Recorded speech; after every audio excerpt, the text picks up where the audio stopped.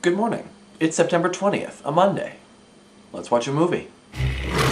Remember, You're a wizard. on second thought, let's not hold camera. Still princesses. Time travel. As you wish.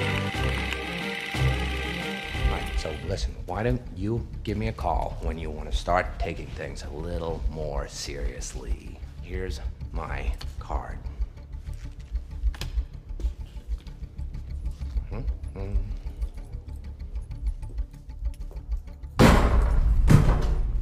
Hi, I'm Matt.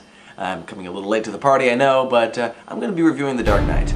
Now, I'll freely admit that when this movie first came out, I really wasn't the least bit interested in seeing it, simply because I never was really into Batman. Not because I hated the character or the stories or anything. I never really knew anything about the character, and I never really read the stories. The superhero genre was just never something that interested me. But everyone kept telling me, you gotta see this movie, you gotta see this movie, and so I finally just capitulated and watched it a few weeks ago. And it's good. I'll admit that I might have enjoyed it a little bit more had I actually been into Batman, but the nice thing about this movie is you really don't have to know that much about Batman in order to enjoy it.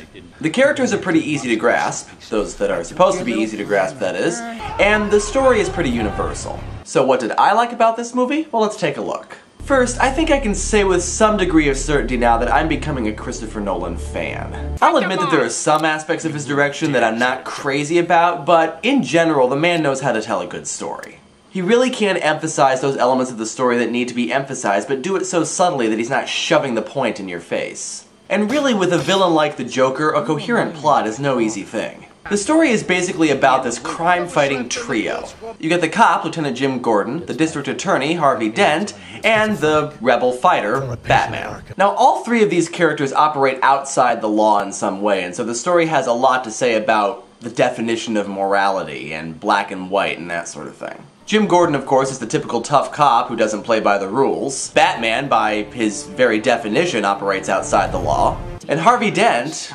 well, I mean, he's a lawyer.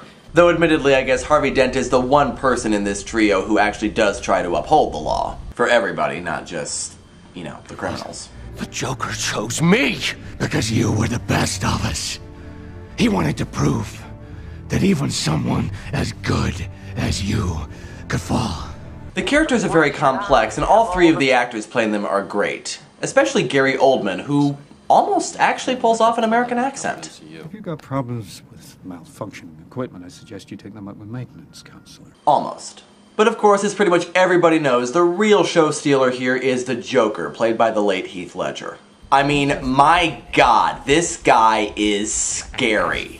What's scary about the Joker in general is that he's completely random. You have no idea what he's going to do next. He's unpredictable. And he doesn't really have a personal agenda. He just wants to spread anarchy and chaos, so there's really no way to appeal to him. Now, I don't know how true the rumors are that this performance led to his untimely death, but either way you look at it, this is a pretty good performance to go out on. But as great a villain as the Joker is, what I really enjoyed watching was the development of Two-Face. Now, as it happens, Two-Face is one of the few Batman villains that I actually did know about before watching this movie, and so it was kind of fun to watch this character take form in this movie. This part of the movie was just symbolism at his best, and if the Joker is one of the greatest villains of all time, then Two-Face is probably one of the most interesting. And just like the Joker, he's a completely unpredictable villain because he relies solely on chance to make his decisions for him. In fact, it's kind of weird to say it, but I think the thing that I really like about the movie is the bad guys, because through them we see the worst and, inevitably, the best of humanity. We see the lengths that some people will go, both selfishly and selflessly. So my final verdict on this movie, if you haven't seen it, even if you were never into Batman or you're never interested in Batman,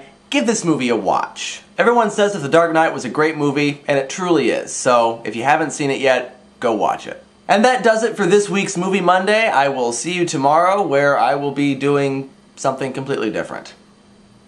I don't really know what yet, but we'll see. Bye-bye. And there's a plane. What the hell, folks? Can I finish recording this now? I'm almost done. Bruce Wayne. I almost said Bruce Willis. Stalk me.